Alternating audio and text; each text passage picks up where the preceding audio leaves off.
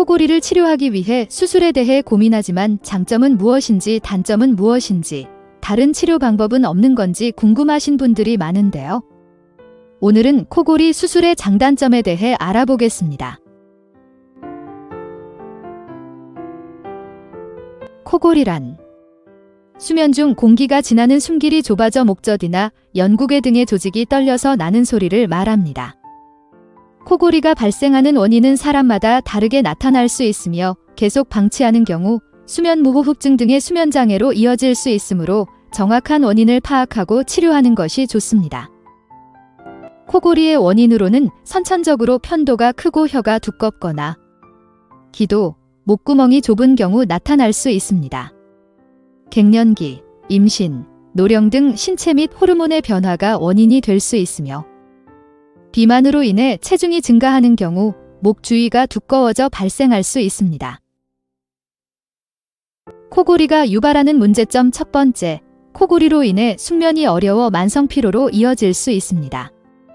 두 번째, 코골이를 방치하는 경우 수면 무호흡증 등의 수면 질환으로 이어질 수 있습니다. 세 번째, 코골이로 인한 소음으로 주변 사람들의 수면을 방해하게 됩니다. 코골이를 치료하는 방법 첫 번째는 양압기입니다.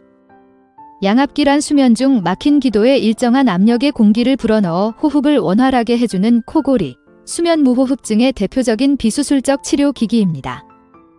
양압기 사용이 어려운 경우 비중격 비염 수술, 구강인두 성형 수술, 설근부 수술 등의 수술적 치료를 고려해 볼 수 있습니다. 코골이 수술의 장점으로는 잠잘 때 코골이로 인한 소음이 없습니다. 양압기 착용 등의 불편함 없이 숙면을 취할 수 있습니다. 수술적 치료가 맞는 사람에게는 확실한 개선 효과를 볼 수 있습니다.